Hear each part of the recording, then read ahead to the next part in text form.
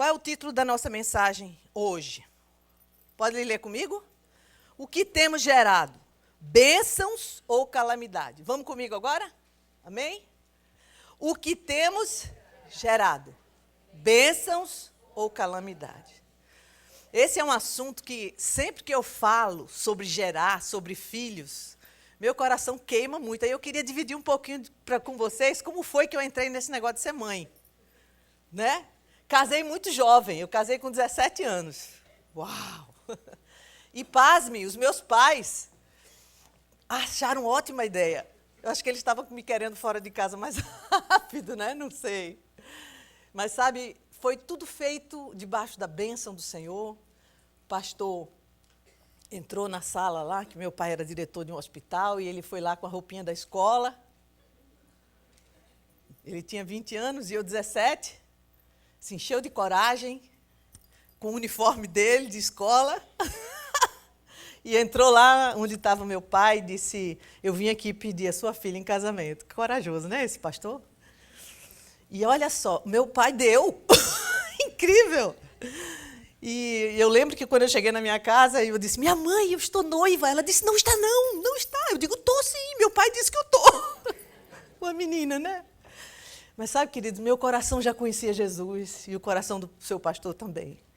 E nós fomos abençoados naquele projeto de casamento. E com muito pouco tempo eu engravidei. Eu casei aos 17, aos 18 anos eu gerei uma joia, uma pérola fantástica, que está aqui. Fica em pé, minha pérola. Grávida do terceiro, né? Uma menininha agora. E sabe, meu coração experimentou uma alegria que eu não tenho uma recordação tão forte, a não ser o dia da minha conversão, do dia que Jesus entrou na minha alma. Eu acho que o meu casamento talvez fique perto disso, mas tem muito estresse, o pessoal inventa muita coisa para casar, né? Muita festa, muita gente, muito convidado, muito negócio, né? Depois é que a gente entende que casar não tem nada a ver com essa festa, né? Tem a ver com todo dia.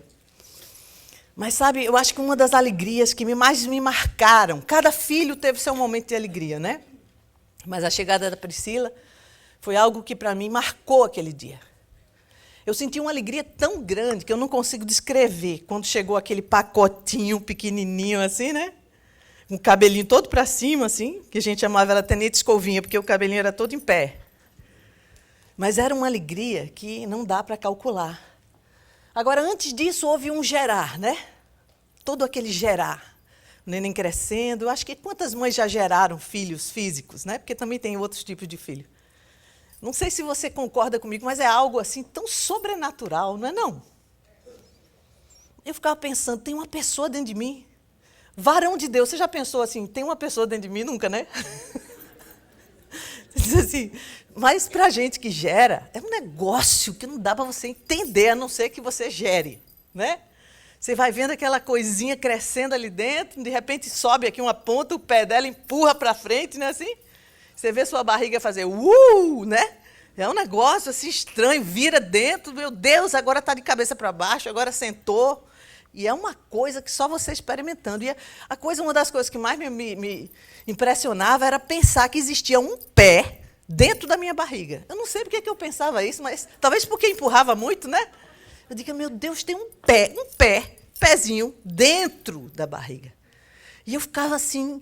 Então eu investi muito tempo da minha gravidez orando com os meus filhos que estavam dentro da minha barriga, profetizando sobre eles, orando pelas esposas e pelo marido. Pastora, nem nasceu um menino. Nunca vi algo tão devastador como um casamento errado. Então eu dizia, Deus, existe um varão. Existe uma moça, que eu sei que o Senhor sabe quem é. Não deixa ele errar, não deixa ela errar. E aí, queridos, eu gerei 3 filhos fisicamente. E eu queria começar dizendo que quando a gente gera um filho, a gente é responsável por toda aquela construção. Não é? Se na sua genética existem características assim, o assado, você vai entregar para ele aquelas características. Né? Tanto você como o seu marido vão participar daquilo. Pastora, você veio nessa manhã de domingo falar sobre barriga, gravidez. Como? Eu quero que você preste bem atenção, porque, a princípio, todos nós estamos gerando algo. Põe a mão na sua barriga aqui. Homens e mulheres. Maridão faz assim, que você nunca experimentou fazer assim, né? Na sua barriga. Mãe alisa muito barriga. Você já viu mulher grávida, está sempre com a mão na barriga, né? Você está gerando algo aí. E eu quero fazer um paralelo entre o gerar da mãe e o gerar de vida. Todos nós, nessa manhã, estamos gerando alguma coisa. E é nesse lugar que eu quero que você entre comigo. Por quê? Há uma grande possibilidade de você estar gerando bênção ou de você estar gerando maldição. Não, pastora, eu não gero maldição porque eu sou cristão. Quero que os filhos escutem também. Filhos adolescentes, jovens, que estão aí em algumas descobertas, que aí eles parecem assim espetaculares, né? Seus pais são completamente responsáveis pelo que eles geraram e estão gerando ainda dentro da sua casa. Totalmente responsáveis pela figura que você é hoje. Ouviu essa frase? Deixa eu dizer outra frase que eu quero que você guarde tanto quanto essa. Os seus pais não são totalmente responsáveis pelo que você é hoje. Vou dizer de novo. Os seus pais são totalmente responsáveis pelo que você é hoje. Vou dizer de novo. Vocês são completamente responsáveis pelo que vocês são hoje. Você está dizendo o quê, pastora? Vamos pensar. Quando a gente gera uma vida, todas as características daquele gerar vêm de quem? Dos pais. Só que os pais geram filhos em mundo caído, em pecado, contaminado, onde as pessoas adoecem e morrem. Não é assim? Quando esses filhos saem, eles saem ainda sofrendo a consequência de ter sido gerado e nascer no mundo caído. Não é assim? Então, os pais não podem decidir se eles vão ter diabetes, não podem decidir se eles vão ter problema cardíaco ou se eles vão vir completamente saudáveis. Mas eles são completamente responsáveis pelas características daquele corpo, não é? Estou enrolando muito ou está dando para entender? Quando você tem uma mãe diabética, você diz assim, há uma grande probabilidade da minha genética ter algo vinculado a diabetes, não é assim? Então, sua mãe é muito responsável por isso. Mas ela não é responsável se você resolver comer açúcar todos os dias, sem parar, é? Não, você é completamente responsável por isso. O que você quer dizer, pastora? Existe um texto bíblico que está em Isaías 65, 23, que diz assim. Leia comigo esse versículo inicial. Debalde. Nem terão filhos para a calamidade, porque são a posteridade bendita do Senhor, e os seus filhos estarão com eles. Desde o começo da criação, Deus nos formou com a capacidade de fecundar, multiplicar, a ponto de encher a terra, sujeitá-la e dominá-la. Essa capacitação não foi retirada após a queda do homem. Nós continuamos multiplicando, sujeitando e dominando. Lembra que lá no início, quando Deus fez Adão e Eva, disse, crescei, multiplicai-vos, enchei a terra, sujeitai-a e dominai. Quando o homem pecou, essa capacitação não foi roubada, não foi arrancada dele. Ele continuou multiplicando. A princípio, a gente entende que tem a ver com gerar seres humanos. Não é assim? E também de tomarmos posse do planeta. Vamos ver o que é que está em Gênesis, capítulo 1, verso 27 e 28. Diz assim. Criou Deus, pois, o homem, a sua imagem, a imagem de Deus o criou, homem e mulher os criou, e Deus os abençoou, e lhes disse, sede fecundos, multiplicai-vos, enchei a terra e sujeitai-a. Dominai sobre os peixes do mar, sobre as aves do céu, e sobre todo o animal que rasteja pela terra. Isso foi uma ordem dada por Deus a quem? Aos nossos pais, os primeiros. E eles vieram obedecendo essa ordem. O pecado entrou no mundo, quando o homem resolveu ser independente de Deus, desobedecer a Deus. Mas essa multiplicação continua. Até hoje nós geramos filhos físicos e nós geramos muito mais coisas e estamos dominando a terra. Não é verdade? Você vê às vezes animais que você diz, meu Deus, como é que esse animal obedece? Não é? Porque o homem tem essa capacitação dada por Deus para domínio. Entende? Então, quando Deus falou assim, sede fecundos, tem a ver com dar fruto, frutificar. Uma árvore só pode dar o fruto correspondente aos componentes internos que definem qual é o fruto que ela pode produzir. Uma pergunta: alguém já viu uma macieira da laranja? Por quê? Porque ela é uma macieira e vice-versa. A laranjeira acordou e disse: hoje eu não dou laranja, eu vou dar maçã, eu vou fazer um esforço enorme e vai sair uma maçã, custe o que custar. Você já viu alguma árvore ter sucesso nessa empreitada? Vamos até uma laranjeira e vamos pintá-la de vermelho, seus frutos. Quando você abrir o fruto, o que é que vai ter lá dentro? Laranja. Então, em primeiro lugar, para que a gente frutifique, nós temos que ter uma essência interna que corresponda ao fruto externo.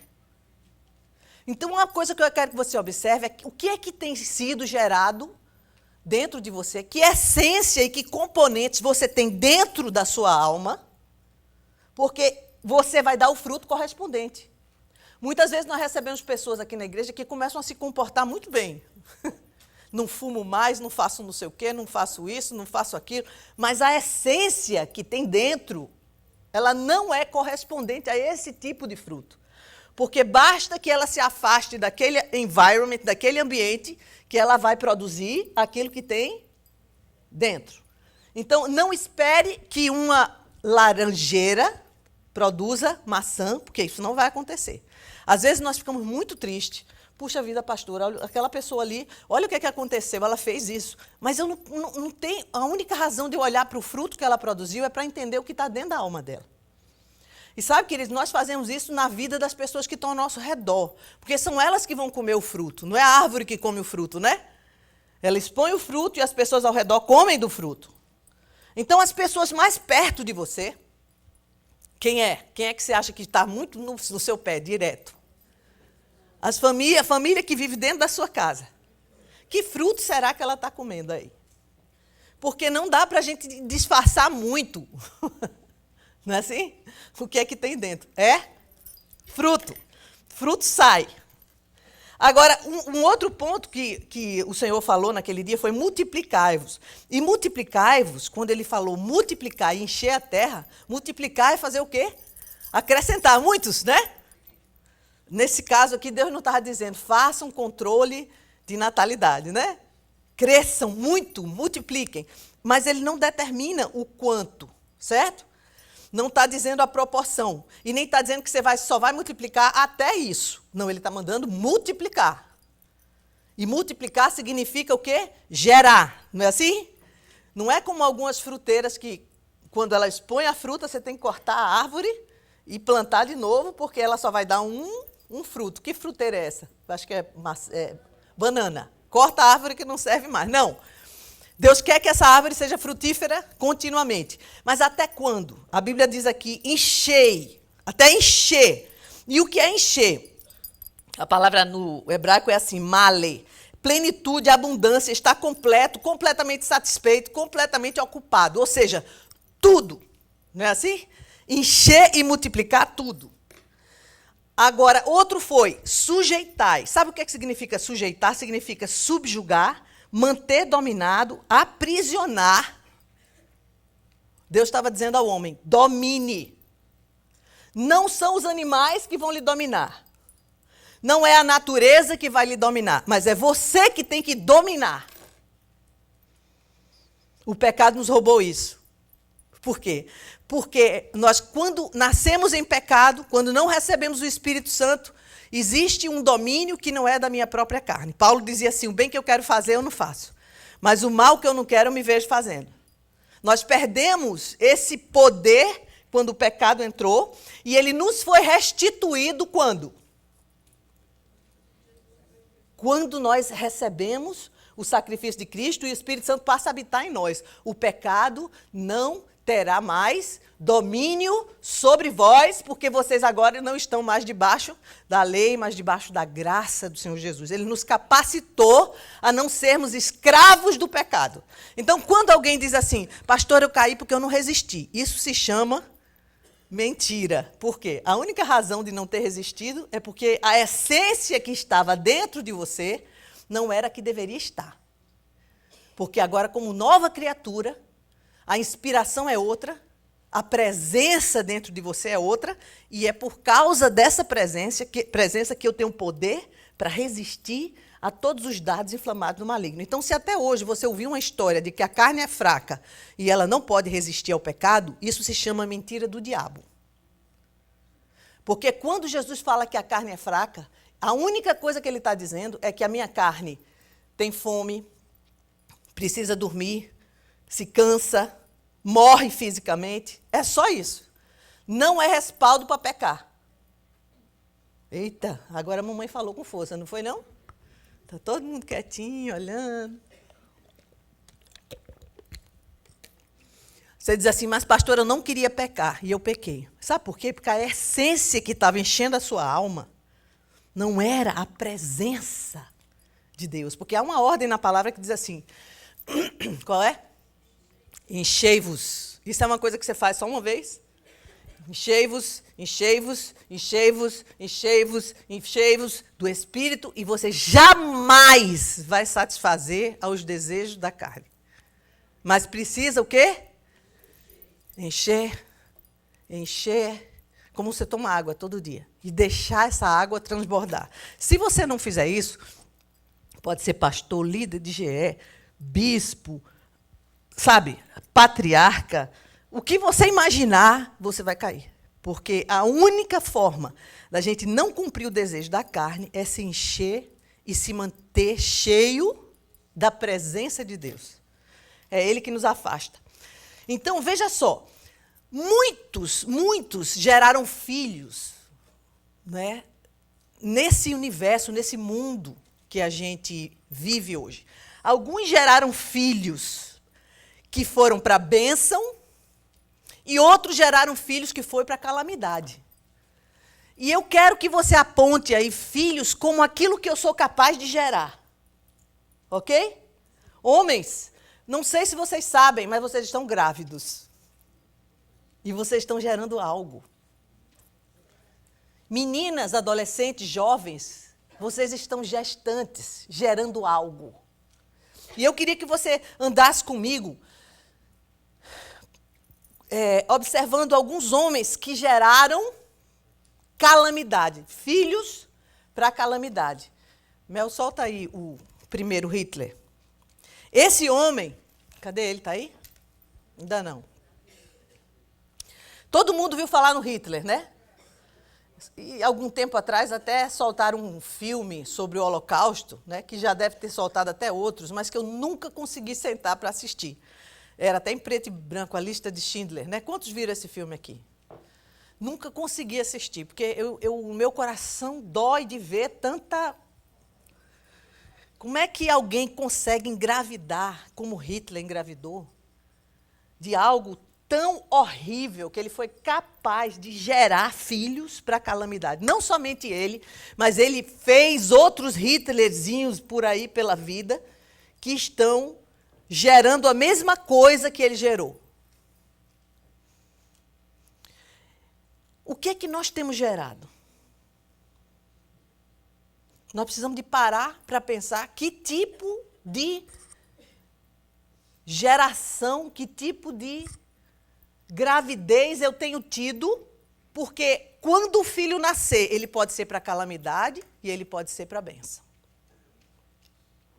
Um outro que é bem mais contemporâneo para nós aqui, chama-se... Quem é essa figura? Bin Laden. Tem uma cara de bonzinho, não é? Tem uma carinha de gente boa, não é? Mas sabe o que é que esse homem tem gerado? Calamidade. Você sabe o que é que significa calamidade? É uma desgraça, é morte, é destruição, é terror. Ele tem gerado, ele gerou e continuam seus filhos gerando junto com ele, mesmo que ele não esteja mais por aqui, calamidade. O que é que você tem gerado? Quando você tem caminhado na sua vida, Deus chamou você para gerar filhos, para a bênção, para a vida. O que é que você tem gerado junto com aqueles que têm saído do seu agir, da sua ação? Você trabalha no lugar. O que é que você gera lá? No dia que Deus tirar você de lá para algum outro lugar, ou seja o que for, o que vai sobrar daquilo que você gerou lá? Nós estamos diariamente gerando algo. Diariamente. Engravidando e gerando. E Deus quer que nesse dia de hoje, quando você sair daqui, nós vamos fazer alguns abortos aqui. Existem talvez alguns filhos que estão sendo gerados aí dentro do seu ventre, da sua mente, da sua alma, que eles precisam ser jogados fora. Porque quem gerou eles não foi o Pai das luzes, em quem não há sombra e nem mudança e nem variação. Quando a fonte não é ele, a fonte de gerar o filho é a carne, o diabo e o mundo, esses filhos são gerados para calamidade. O fruto do que vai vir é destruição. Pastora, você inclui os nossos filhos físicos? Incluo. Nós somos capazes de gerarmos filhos, não fisicamente, mas os filhos que já saíram da barriga e trazermos para eles uma desgraça sem tamanho. Volto a dizer, o pecado que eles cometem é deles. E eles vão prestar contas diante de Deus. Mas a parte que lhe cabe, ela não pode ser calamidade. Ela precisa ser essência de Deus. Vida de Deus na sua vida. Os pais acreditam que nós temos que mudar os nossos filhos. Mas antes de mudar os filhos, nós temos que mudar a nós mesmos. Porque a gente tem um padrão que a gente recebeu não sei de onde, a gente crava na mente deles, mas o que eles veem em casa não corresponde ao padrão que está sendo exposto. E se nós não nos arrependermos disso e começarmos a transformar a nossa essência pelaquela que está no coração de Deus, nós vamos gerar filhos dentro da igreja para calamidade. E eu digo isso com o coração cheio de choro e de amor. Porque o inimigo de Deus, ele tem sido especialista em entrar nas igrejas e transformar os nossos filhos, nós que fomos salvos por uma ação poderosa do Espírito, nós fomos quebrantados, nós começamos a conhecer Deus, começamos a andar com Deus, e o inimigo diz, isso vai parar no seu filho. E nós precisamos que o Senhor nos ajude a nos arrependermos daquilo que nós estamos reproduzindo. Isso tem a ver com a eternidade deles. Isso tem a ver com os frutos que vão sair da sua alma. Se você for macieira, você não vai dar laranja, meu filho. Mas se você for macieira, adubada, cheia de vigor e de água viva, você vai dar frutos para Deus. Maçãs fantásticas, laranjas fantásticas, mas um fruto verdadeiro correspondente à árvore. E ele vai alimentar nações. Nações. Existem dois homens que me chamam a atenção. A gente pode enumerar vários, porque existem muitos que reproduziram calamidade. Você talvez lembre de alguns aí, mas eu não quero parar muito nesse povo. Eu não preciso aprender com eles o que eles fizeram, porque todos eles tinham um bom motivo para fazer o que estavam fazendo. Uma boa razão. Mas elas geram calamidade. Quando a gente diz assim, pastor, eu tenho uma boa razão para não falar com aquela pessoa. É bem provável, mas vai gerar calamidade. Porque essa essência de ausência de perdão, ela traz calamidade. Nós temos muitas justificativas para fazermos coisas similares ao que esses homens fizeram. Nunca, pastor, eu nunca vou matar, jogar um avião nas torres. Amém, não faça isso, não é bom, é horrível. Mas nós podemos jogar pequenos aviõezinhos dentro da nossa casa e destruir as coisas que estão ali. Nós podemos queimar os irmãos que estão perto da gente. Mas nós vamos ter filhos para calamidade se nós entrarmos nesse processo. É por isso que Deus está me mandando nessa manhã. Quando você fez aquele voto secreto, nunca mais eu falo com não sei quem, cuidado que esse voto secreto é a essência de calamidade. O Espírito Santo espera que você vá lá e restaure a sua comunhão com seu irmão. Porque se você continuar trabalhando o seu coração, escutando a sua carne, ouvindo o que sai da boca de Bin Laden, você vai matar alguém por aí. Talvez um filho, talvez um irmão, talvez um projeto, talvez o seu GE. Eu não sei o que é que você vai fazer, mas o que você vai gerar vai ser para a calamidade. Por isso que Deus está nessa manhã me trazendo para dizer assim, eu tenho planos que você multiplique e que você encha a terra de filhos que são bênçãos e que são instrumentos em minhas mãos. Quando eu engravidei, queridos, existia uma moda na época que se dizia assim, toda família sempre tem uma ovelha negra. Você já escutou isso? Hã? Quantos ouviram isso? Eu digo, na minha não vai ter. Isso não serve para mim. Não é Bíblia. Não é palavra de Deus. Vai ser diferente. E a graça do Senhor me alcançou, o amor dele, a misericórdia dele me alcançou. Eu digo, não vai ser assim lá em casa, não. Lá em casa, eu não vou gerar filhos para a calamidade, eu vou gerar para o Senhor. E no dia que meu filho começou a entrar nas drogas, eu disse isso ao diabo. Eu lembrei ele. Eu digo, presta atenção. Eu não gerei filho para você. Nenhum dos que eu gerei é para você. Por isso eu te repreendo. E meu filho olhava para mim, que isso, mãe? Eu não estou falando com você, cala a boca. Sou braba. Né, Pri? Você vai deixar Satanás levar seus filhos? Ou não, pastora? Pois você vai ter que mudar, meu amor. Sua alma vai ter que mudar. Seus conceitos familiares que papai e mamãe faziam vão ter que ser outros. Porque papai e mamãe devem ter ensinado um bocado de coisa boa, mas eles também ensinaram um monte de coisa que a Bíblia não ensina. Então você vai ter que riscar elas e trocar pelos preceitos e conceitos da palavra. Isso precisa de coragem. Porque quando a gente diz papai e mamãe, idolatria, não. Eu aprendi que você se ajoelhava para adorar um ídolo, mas a Bíblia diz que isso não pode ser feito, porque só há um que tem que ser adorado. Ah, mas eu vou abandonar os ensinos de papai e mamãe. Você até pode não abandonar, mas você vai gerar filho para a calamidade. Então, queridos, eu queria que você visse dois homens que me chamaram a atenção. Quando eu era muito jovenzinha, eu me converti com 14 anos, eu vi esse homem pregando em algumas cruzadas por televisão e vários eventos aí. Me deixavam impressionada, porque ele levantava e falava com uma calma, com força, para uma multidão que ele não conseguia olhar nos olhos, porque eu gosto muito de falar olhando nos olhos, né? Por isso que eu não sou muito adepta de telefone. O pessoal me procura e é difícil de me achar. Até o dia que saiu o iPad, eu liguei para minha irmã querida, pastora Suzete, achei o máximo. Ela na cozinha dela e eu na minha. A gente se vendo e conversando e olhando no olho. Achei ótimo esse negócio. Mas sabe, queridos, esse homem de Deus não tinha muita essa oportunidade. O nome dele é Billy Graham. Quem já conheceu, ouviu alguma coisa sobre Billy Graham? Já, né? Agora ele está com o cabelinho bem branquinho, né? Mas eu vi ainda com os cabelos escuros, e eu sou muito jovem, não é porque faz muito tempo.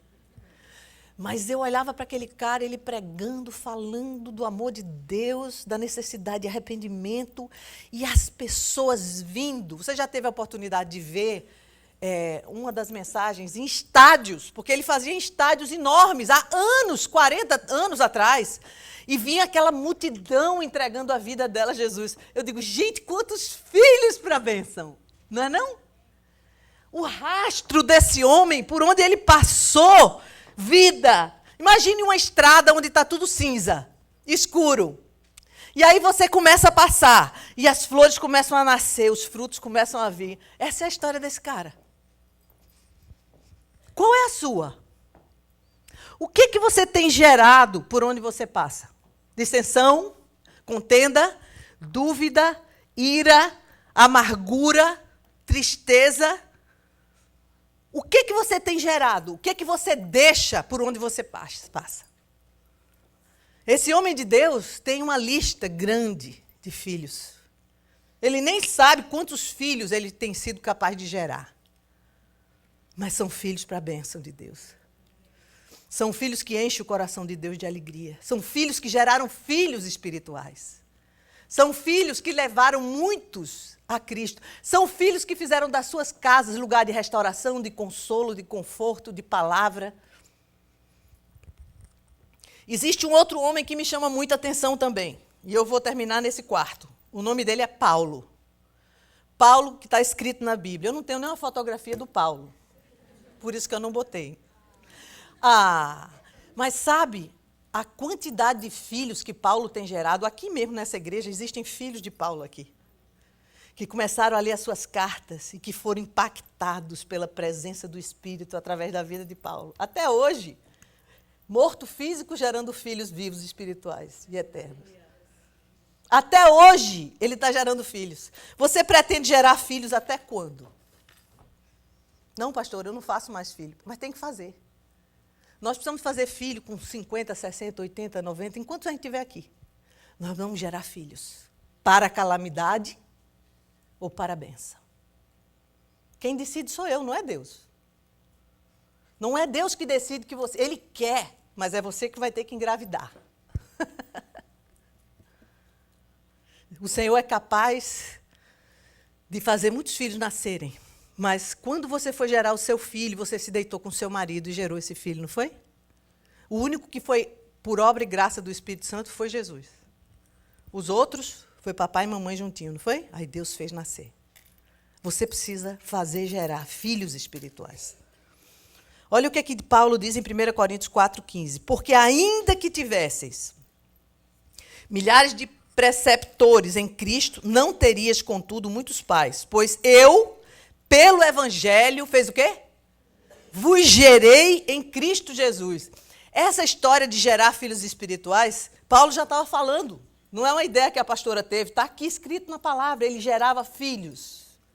Ele dizia, vocês têm muitos mestres, muitos professores, muita gente ensinando muita coisa, mas quem gerou vocês fui eu. O que é que você tem gerado? Eu lembro que quando eu engravidei de Priscila, eu encontrei com a tia do pastor, uma tia que era já bem velhinha, mas ranzinza. Ela olhava para mim e dizia assim, isso é um absurdo. Uma menina dessa idade já grávida. Você não vai aproveitar a vida. O que ela não sabia era como eu estava aproveitando a vida. Porque eu sabia que aquilo que estava sendo gerado em mim era para a glória do nome do Senhor. Eu nunca, na minha vida, imaginei que um dos filhos meus se perderia. Porque essa possibilidade estava descartada. Por que é que com tanta facilidade a gente acha que os nossos filhos vão se perder? Há essa possibilidade. Como assim, pastora? Porque você foi chamada para guerrear uma guerra que Deus escolheu você para guerrear. É você que chora mais por ele. É você que ora mais por ele.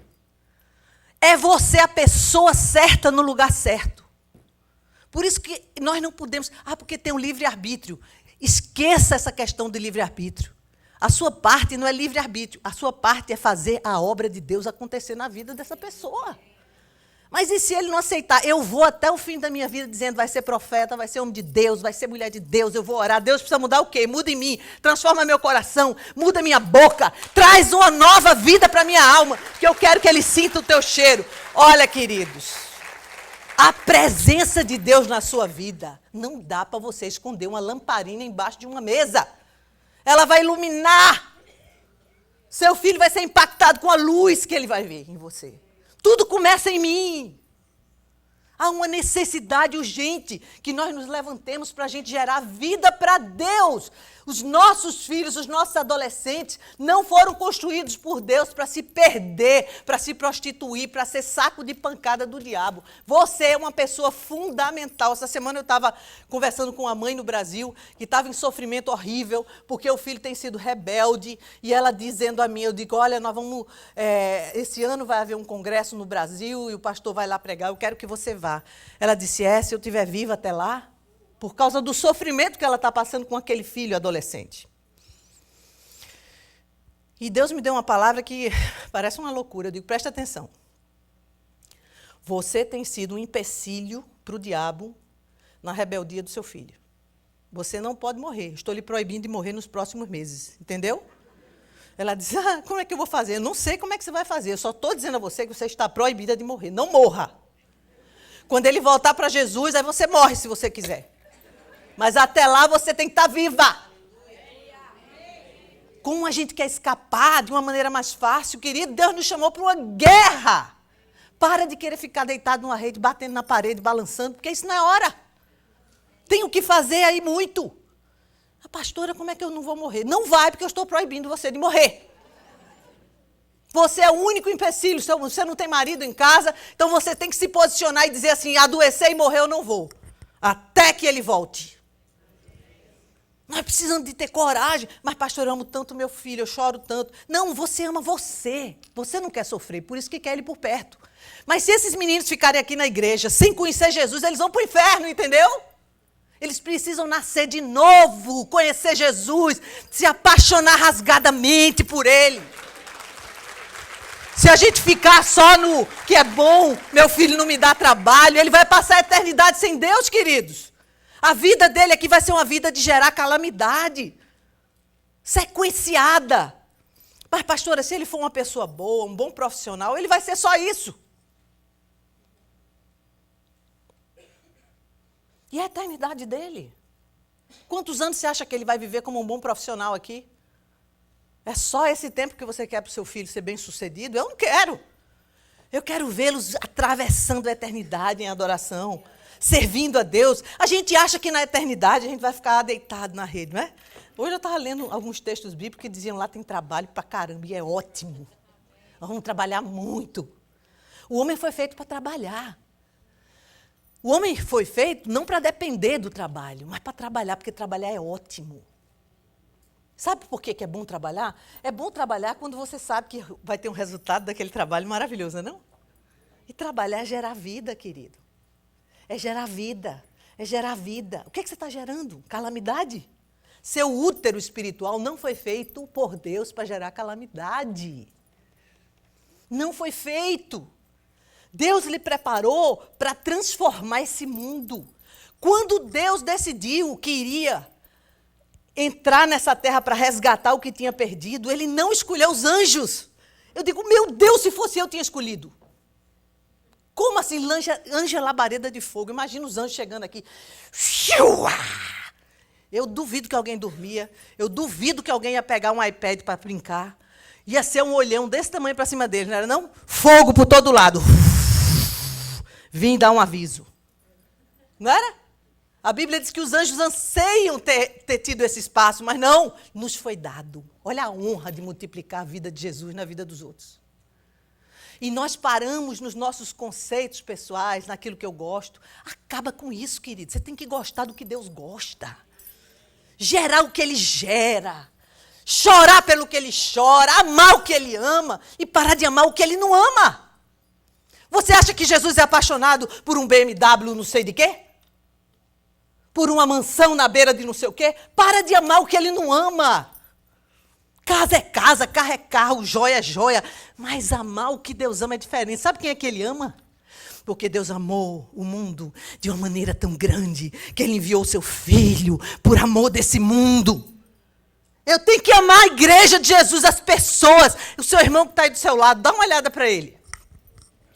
Sabe como é que Deus diz para você amar Ele?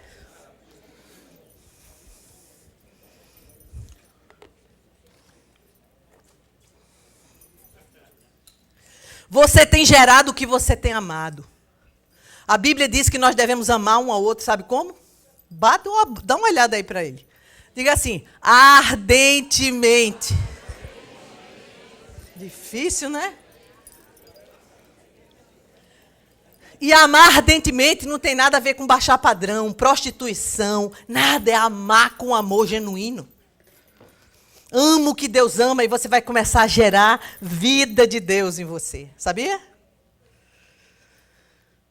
Paulo abriu mão de gerar filhos na carne e gerou e tem gerado incontáveis filhos espirituais.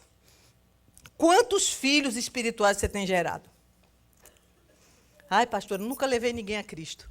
Escuta, querido, o primeiro rebanho que você tem que levar a Cristo é o que está dentro da sua casa. Você tem levado essas pessoas a Jesus? Quanto tempo você lê a Bíblia com seus filhos? Ah, eles não querem ler. E daí? Vai ler. Senta comigo, meu amor. Você não quer ler porque você não conhece. Porque se você conhecer, você vai ficar tão encantado com as Escrituras. E não tem a ver só com a historinha do Velho Testamento, tem a ver com a sua eternidade, de agora até o fim. Deixa eu falar para você de um Deus que te ama e que tem planos que olhos não viram, ouvidos não ouviram e não subiu ao coração de nenhum homem o que Ele tem preparado para você. A gente abre a Bíblia só para dizer aos filhos como eles são maus. Viu? Olha o que a Bíblia está dizendo. Se apaixona pelas Escrituras, você primeiro. Você já abriu o Evangelho e começou a tremer lendo as Escrituras? Como assim, pastora? Eu já li o Evangelho, mas tremeu? Porque a Bíblia fala para aqueles que tremem da palavra. Shake, shake, shake, shake, shake, shake, shake, shake. Não só fisicamente, mas dentro. Senhor, o Senhor está falando comigo. E você começa a tremer de paixão por Ele. Existe esse negócio? Existe. E Deus está interessadíssimo em derramar dessa graça dentro da sua alma para você parar de ser religioso e começar a ser apaixonado por Jesus. Envolvido com Ele. Quando Ele não gosta, você não gosta, é automático. Pum! Não gostei. Por quê? Deus não gosta disso, não gosta não. Entende? É algo maior do que religião. É algo que tem a ver com a sua vida, com a sua eternidade. Olha, o propósito de Deus, queridos, continua o mesmo desde o princípio. Qual é o propósito eterno de Deus? Todo mundo. Uma grande família semelhante. Ele continua com essa ideia. Não mudou. Mas Deus decidiu que era através de nós que isso ia ser feito. Sabe? Olha o que é que diz assim, 2 Timóteo 2,2. E o que da minha parte ouvistes, através de muitas testemunhas, isso mesmo transmite a homens fiéis e também idôneos para instruir a outros. Você ouviu de mim, agora multiplique. Você ouviu, multiplique, multiplique, multiplique, gere sem parar. Romanos 8,29 é o texto que a gente já conhece muito, que diz, vamos ler comigo? Porquanto os que de antemão conheceu, também os predestinou para serem conformes à imagem do seu Filho, a fim de que ele seja o primogênito entre muitos irmãos.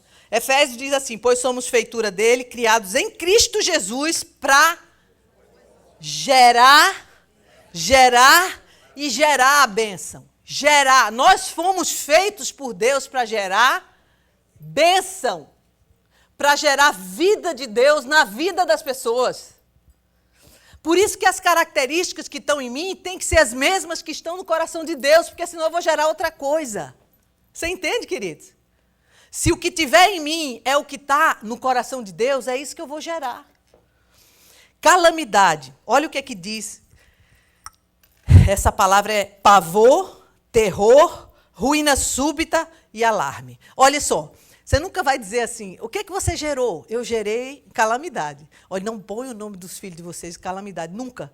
Por quê? Calamidade tem a ver com terror, ruína, desgraça. Entende, queridos? Nós precisamos começar a gerar vida. A vida de Deus. Agora, veja só. Leia comigo esse quadradinho que está aí. Está no seu boletim, não está? O que define o resultado. Está com você aí também, não? Então, vamos lá. O que define o resultado do que temos gerado não são as nossas boas intenções, mas quem está no comando. Você encontrou esse quadradinho aí? Vamos ler com mais convicção? Vamos lá? O que define o resultado do que temos gerado não são as nossas boas intenções, mas quem está no comando. É isso que vai definir se eu estou gerando bênçãos ou se eu estou gerando calamidade. Como assim, pastora? Nós temos uma fonte alimentadora. Quando a pessoa engravida, ela precisa de alimento, não é assim? Até o pessoal usa uma frase que não é muito inteligente, que é o seguinte, você tem que comer por 2, né? Aí algumas mulheres entram nessa e... né? Não, você precisa comer o que é adequado, o que traz saúde e o que restaura. Não é assim? Então, queridos, nós precisamos de uma fonte que nos alimente para que a gente possa gerar vida boa. Agora, a Bíblia diz que quando nós estávamos no pecado, sem conhecer a Deus, sem andar com Deus, existia um príncipe que influenciava as minhas atitudes. E isso está em Efésios capítulo 2, versículo de 1 a 3. Diz assim, ele vos deu vida, estando vós mortos nos vossos delitos e pecados, nos quais andastes outrora, segundo quem? O curso desse mundo, o príncipe da potestade do ar, do Espírito que faz o quê? Que agora, entre os quais, quem era que andava antes? Todos nós andamos outrora, segundo as inclinações da nossa carne, fazendo a vontade da carne e dos pensamentos, e éramos, por natureza, filhos da ira, como todos os demais são. Então, quando você não recebeu a Cristo, o Espírito Santo não começou a viver dentro de você, você recebe uma influência do príncipe da potestade do ar, que hoje está atuando sobre os filhos da desobediência. Era esse lugar que eu estava. Por isso que todas as ideias que tinham aí fora, elas eram bem-vindas. Eu recebia, eu escolhia, porque havia uma influência, certo? Agora, quem é o vilão que está escrito aqui? O príncipe. O vilão é quem? O príncipe da potestade do ar, que tinha liberdade de agir, porque nós não éramos filhos de Deus, mas éramos filhos de quê? Da desobediência, certo? Agora, como é que esse príncipe atua? Ele atuava sobre nós, nos fazendo andar segundo as inclinações da nossa carne e do nosso pensamento. Não é assim que está escrito aí? A gente precisa ler a Bíblia, porque a Bíblia foi escrita para a gente. Sabia disso? Não. Ela não está na língua dos anjos. Quando a gente diz assim, eu não entendo as Escrituras, a gente gasta muito tempo com essa ideia. Tira essa ideia e diz, eu entendo as Escrituras. A Bíblia está dizendo que antes nós andávamos segundo o desejo da nossa carne. Segundo a determinação do príncipe da potestade do ar. Porque nós éramos filhos de quem? E como é que nós andamos hoje? Segundo a inclinação da nossa própria carne? Vivendo em desobediência às Escrituras. Então, o filho, nós somos filhos, não de Deus, mas estamos vivendo debaixo da influência do príncipe da potestade do ar. Parece que hoje eu estou dando uma feijoada um pouco, o caldo meio grossinho, né? Então, você vai precisar de comer com paciência, engolir, porque isso tem a ver com o que você gera. E quando a gente gera, a gente tem carinho e cuidado com a nossa gravidez, não é assim?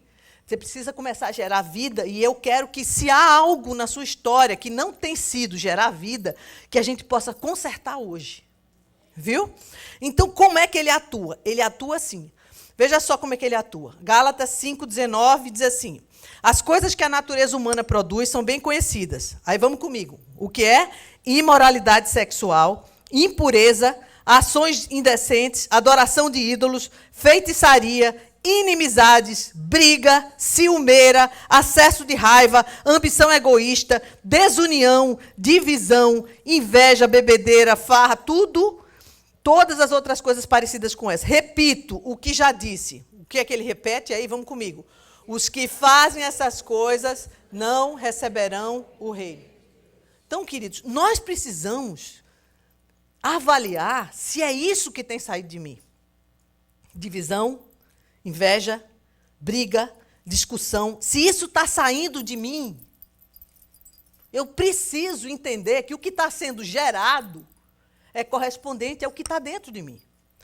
Agora, Provérbios 4, 23 diz assim, tenha cuidado com o que você pensa, pois a sua vida é dirigida pelos seus.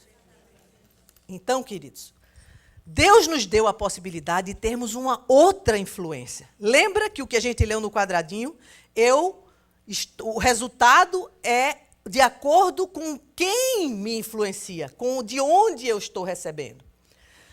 O fruto do Espírito, essa nova vida que nós temos em Cristo, ele me faz entrar num outro processo e ter um conteúdo diferenciado. Gálatas 5, 12 diz assim, naquele tempo estáveis sem Cristo, separados da comunidade de Israel, do corpo, da igreja que cobre, independentes, estranhos. Estranhos tem a ver com estrangeiro. Eu estava completamente estranho às alianças da promessa, não tendo esperança e sem Deus no mundo. Mas agora, em Cristo Jesus, vós que andáveis longe, fostes aproximados por causa do sangue. Antigamente eu estava separado. A Bíblia está dizendo uma coisa muito simples. Aquilo que para mim antes não fazia sentido, agora faz. Agora faz. Quando a palavra de Deus me diz, ame a minha esposa, ame a sua esposa como Cristo amou a igreja, faz sentido para mim. Não fazia antes. Quando a Bíblia fala sobre submissão da esposa, não fazia sentido, agora faz. Porque antes, para mim, era estranho, era estrangeiro. Aquela voz não me fazia nenhum. Não tinha sentido, porque a essência que estava dentro de mim, aquilo que me influenciava, não era o Senhor Jesus. E os seus conceitos e os seus princípios, mas era o príncipe da potestade do ar. Por que, pastora, você está levantando isso? Porque eu quero, queridos, repetir milhões de vezes que nós continuamos gerando filhos. E eu tenho que ver qual é a essência que está dentro de mim. Porque, senão, quando minha vida continuar a passar e eu vi o resultado do que eu fiz, eu vou achar, cadê Jesus? Como é que Deus não fez nada por isso? Porque tem uma parte que Ele não vai fazer, não. Somos nós mesmos. E nós precisamos de gerar filhos que são bênçãos. E para isso eu tenho que ver se a essência que tem em mim era do primeiro príncipe ou é do príncipe e pai das luzes. Eu tenho que fazer essa avaliação. E é algo que você tem que fazer individualmente. Nós recebemos agora a capacidade de gerar o que o príncipe da paz gera, o que ele produz. Vamos ver o que é que o príncipe da paz produz, o que é que ele nos faz gerar? Você pode ler isso comigo? Gálatas 5:22. Mas o Espírito de Deus produz amor, alegria, paz, paciência, delicadeza, bondade e fidelidade, a humildade e o domínio próprio. E contra essas coisas não existe lei. As pessoas que pertencem a Cristo Jesus crucificaram a natureza humana delas, junto com todas as paixões e desejos dessa natureza. Então, queridos, aqui existe um quadro que eu lhe aconselho você chegar em casa e você fazer uma autoavaliação. Não vale fazer essa avaliação da sua esposa, nem a esposa do seu marido. Eu quero que você pegue e diga, meu Deus, o que é que eu tenho reproduzido? Eu reproduzo o fruto de quem anda com o príncipe da paz? Ou eu tenho reproduzido o fruto de alguém que tem uma outra influência? Você precisa ter coragem, querido, de olhar no espelho. Pastora, eu faço isso, mas o meu marido não vai fazer. Deixa ele não fazer. Faça você, meu amor. Porque se o Espírito de Deus encher sua alma e você começar a reproduzir, ele não vai suportar a quantidade de luz que vai sair da sua vida. Ou ele vai ficar cego, ou ele vai se arrepender e começar a viver a vida de Deus junto com você. Muito mais provável que seja essa segunda parte. Então, mesmo hoje, o que é que a gente tem reproduzido? Mesmo hoje, depois que a gente entregou a nossa vida a Jesus, que você pode dizer assim, pastora, deixa eu dizer uma coisa, eu era assim, mas eu entreguei minha vida a Jesus. E por que os resultados dentro da minha casa não são correspondentes a esse fruto vivo de vida? Há uma possibilidade da gente continuar, depois de entregar a sua vida ao Senhor, receber o Espírito Santo, começar a ser transformado, de repente começarmos a gerar, não vida, mas calamidade? Claro que há. Claro que há. Nós somos continuamente, a gente está num mundo que continuamente nós somos chamados a relativizarmos o que é absoluto. Por exemplo, na nossa era, a coisa mais natural que tem é alguém viver com alguém e não ser casada com ele. É tão natural isso. Não é? E a primeira vez, quando eu era menina, que alguém falava de um divórcio, de um desquite, era um negócio tão horrível. As famílias afastavam os filhos daquelas famílias que os pais estavam se separando. Alguém viveu isso já ou só fui eu? Não era assim? Meu Deus, aquele casal se separou, não era? E aí todo mundo debandava, ficava aquele casal, né, sozinho. Eu lembro de uma situação que eu vivi quando eu era menininha ainda, bem pequena, uns 6 anos, eu tinha uma amiga na escola, muito amiguinha dela. Muito, muito, muito. O pai dela era médico, meu pai é médico também, e as famílias se encontravam e comia junto, e faziam algumas coisas juntos. E num dia, assim, a gente recebeu um choque absurdo, que a mãe daquela casa tinha morrido. E a causa daquela morte foi que alguém disse ao marido dela que ela estava traindo ele. E, como era uma cidade pequena que a gente morava, ela ficou tão apavorada com a possibilidade de se divorciar, e ainda mais com uma marca como essa de alguém que adulterou.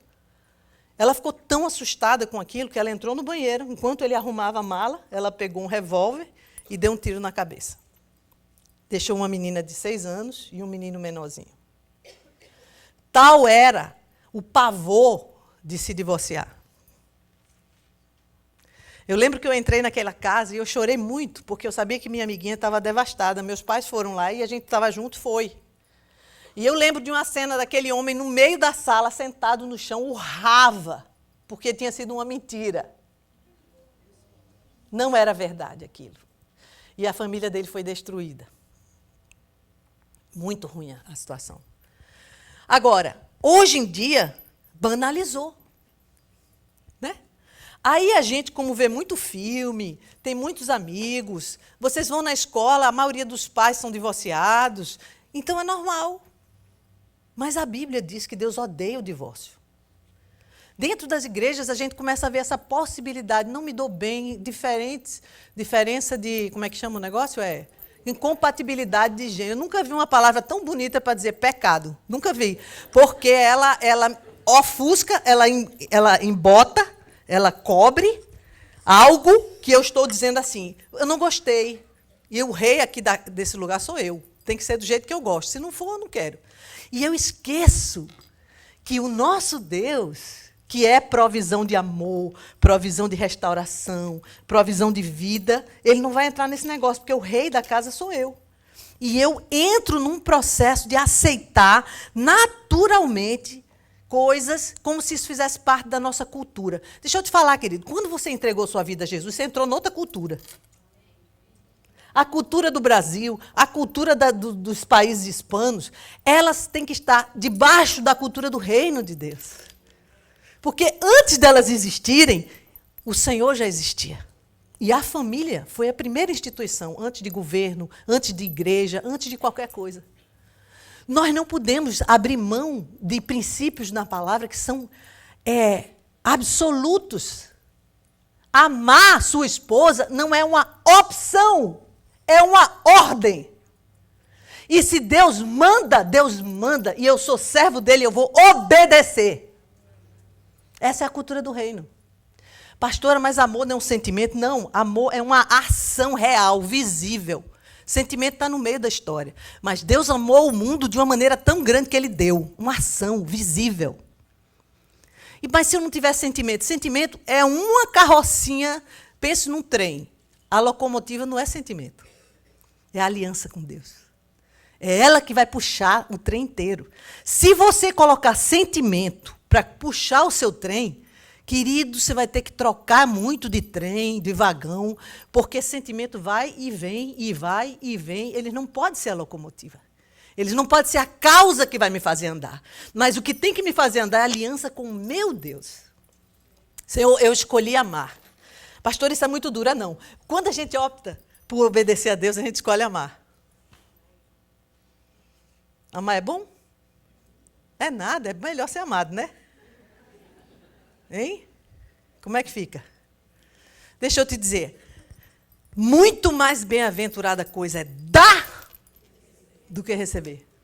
Então, amar o outro é muito maior do que ser amado. Então, eu preciso trocar o conceito. Por exemplo, a Bíblia diz, em Apocalipse, em Coríntios, em vários textos, a Bíblia, eu estou dizendo que a Bíblia diz, que Deus, quando fez o homem e a mulher, Deus fez o homem e a mulher para casarem e fazerem uma família. Nós estamos sendo invadidos por um conceito humano contrário às Escrituras. E tem sido uma coisa devastadora. Se você defende o que a Bíblia diz, você é homofóbico. Como é que pode um negócio entrar atravessado desse jeito? Apocalipse diz que não herdarão o reino de Deus efeminados e nem sodomitas. Eu estou citando um texto em Apocalipse, em Coríntios, que fala claramente sobre isso. Mas nós somos invadidos por televisão, por escola, por professor, dizendo que isso é a coisa mais natural do mundo. E é, mas é antibíblica. Agora, eu que sou crente moderno, eu tenho que achar isso normal. A gente pode ser crente moderno, mas nós vamos gerar calamidade.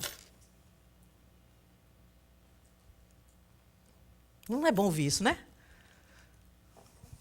Nós precisamos conversar o que a Bíblia, a palavra de Deus, diz. Nossos filhos têm sido instruídos nesse aspecto, mas, queridos, nós precisamos de ler a Bíblia, abrir as Escrituras, ou então nós vamos ser qualquer coisa menos cristão. Porque a palavra de Deus ela é tão clara, mas tão clara sobre conceitos como esses, mas nós temos aquele desejo de sermos aceitos. Então a gente começa a relativizar o que é absoluto na Bíblia. Vida reta de santidade, não se prostituir, não ter outra mulher, não ter outro homem, nem por internet. Isso é santidade de Deus. Não relativize isso. Você precisa amar esse homem, esse varão que Deus está lhe dando aí do lado, com toda a força do seu coração. Você vai precisar de amar essa esposa. Ela é o melhor de Deus para você. Você diz, ai, pastora, pelo amor de Deus. Ela é o melhor de Deus para você. Tem alguma coisa meio estragadinha? Trate de cuidar, porque ela é o melhor de Deus para você. Você que não está vendo.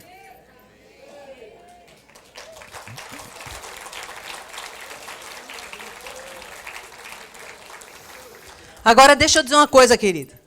O melhor pastor que você pode ter na sua vida é seu marido. Não é pastor Júnior, não, viu? É o pastor da sua casa. Você precisa trabalhar com isso, porque o cara está aí, está tudo aí dentro.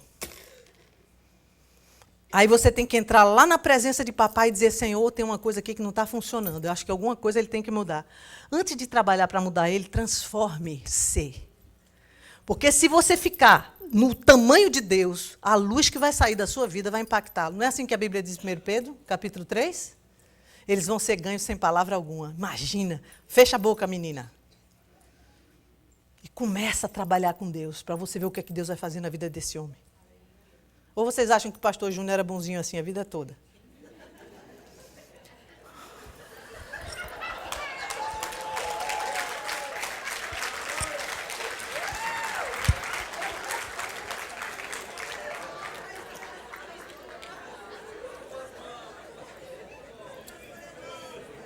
Mas a glória de Deus não é minha. Porque eu estava atrapalhando demais o processo. Eu estava atrapalhando o processo. Até o dia que eu entendi que é o Espírito Santo que faz a obra, não sou eu. Aí eu comecei a deixar ele mexer com a minha alma, com a minha vida, me trazer arrependimento, mudar meu comportamento, me fazer uma nova pessoa. Deus me trouxe para junto daquele homem para amá-lo, como Cristo amou a igreja, amá-lo, amá-lo. A pessoa de Deus mais perto desse homem sou eu. O braço de Deus mais rápido na vida dele sou eu. Você imagina a responsabilidade, querido?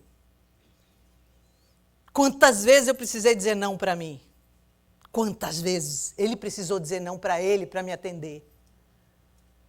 Se a gente não entender que tem uma guerra aí no meio, que o diabo está trabalhando adoidadamente para arrebentar com sua casa, para dizer ao mundo, o evangelho não funciona. E a gente entra nessa e começa a gerar filhos para a calamidade em vez de gerar para o Senhor. É tempo de arrependimento, queridos. Dizer, Deus, eu não quero mais isso que eu estou gerando. Chega, eu não quero mais, eu quero gerar vida. A vida que corresponde à vida que o Senhor tem para mim. Não a que eu acho que é boa. Enquanto eu ficar nesse lugar, Deus não ocupa. Você vai precisar de desocupar o que tem aí. Como é que a gente faz para escapar desse tipo de reprodução? Só há uma maneira, se a gente viver embriagado. Se a gente viver embriagado, a gente não vai gerar filhos para maldição. Efésios 5,18 diz o quê? Leia comigo. E não vos embriagueis com vinho, em que há contenda, mas enchei-vos do Espírito. Gálatas 5 diz assim, por isso vivam pelo Espírito. E de modo nenhum vocês vão satisfazer os desejos da carne. Porque a carne deseja o que é contrário ao Espírito e o Espírito que é contrário à carne. Eles estão em conflito um com o outro, de modo que vocês não fazem o que desejam. Mas se vocês são guiados pelo Espírito de Deus, aí vocês não estão mais debaixo da lei. Agora vamos aplicar. Sabe, queridos? Às vezes, a gente tem uma árvore muito linda que foi plantada e ela começa a ficar doente. E eu começo a trabalhar as folhas que estão murchando, os frutos, as flores, mas, na verdade, a árvore ela só vai ser sarada se eu começar a trabalhar na raiz. Então, nós vamos precisar de refazer todos os conceitos e trabalhar cada coisa para que o Senhor possa sarar a nossa terra, sarar a nossa árvore. Ele diz assim, eu sou a videira e vós os ramos. Quem permanece em mim e eu nele, esse dá muito fruto, porque sem mim nada podeis fazer. Agora, 2 textos marcam muito o meu coração sempre. Esse que está em Salmo 1 diz assim, ele é como uma árvore plantada junto à corrente de águas, que no devido tempo dá seu fruto e cuja folhagem não murcha, e tudo quanto ele faz será bem sucedido. E mesmo durante os períodos de seca, a gente encontra água e não deixa de gerar filho para Deus. Olha o que diz Jeremias 17, diz assim, bendito o homem que confia no Senhor e cuja esperança é o Senhor, porque ele é como uma árvore plantada junto às águas que estende as suas raízes para o ribeiro, não receia quando o calor vem, mas a sua folha fica verde e no ano de sequidão não se perturba nem deixa de dar frutos. Queridos, eu queria fazer um ato profético aqui. Queria muito que cada irmão que está nesse lugar baixasse a sua cabecinha agora, porque eu quero orar por você. Nós vamos fazer um aborto generalizado aqui. Pastora, você está pregando sobre o aborto? Estou. Tudo que foi gerado, que não veio de Deus, você tem que jogar fora. Esse é o aborto que eu queria que a gente fizesse nessa manhã.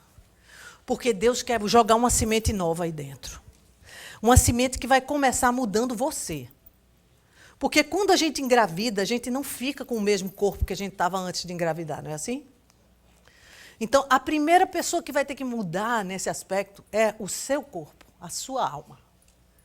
E eu quero que você pense sobre você. Eu não estou lhe convidando a pensar sobre o outro. Nem sobre o seu filho, nem sobre o seu marido, nem sobre o seu pai, nem sobre a sua mãe. Eu quero que você pense na sua vida. Porque Deus fez você com uma habilidade, com uma capacidade de gerar.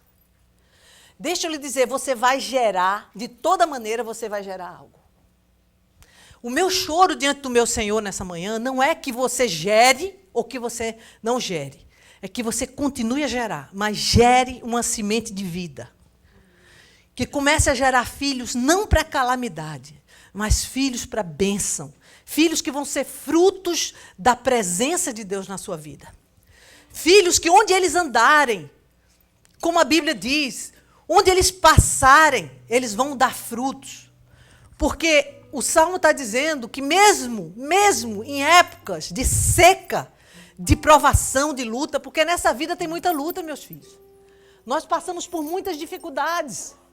Seja financeira, seja de relacionamento, seja de saúde. Não tem como a gente atravessar esse mundo sem passar por lutas. Nós vamos passar por lutas. Mas a Bíblia diz que aqueles que recebem de Deus o seu alimento, mesmo no período da seca, eles vão ser frutíferos. Eles vão gerar vida para Deus. Mesmo nos momentos de maiores dificuldades, a presença de Deus não vai abandoná-los. Hoje nós temos muitas crianças pequenas aqui na igreja. Bebês, meninos novinhos ainda. E pais que estão cuidando dos seus filhos. Sabe, queridos, Deus quer fazer deles labareda de fogo. Gente santa, gente que vai abençoar a terra. Profissionais que vão entrar nos seus lugares e vão ser instrumento de bênção.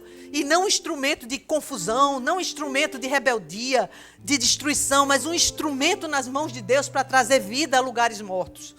Deus quer fazer dos seus filhos, daquilo que você gerou, pessoas que onde eles estiverem, o cheiro de Deus vai estar lá.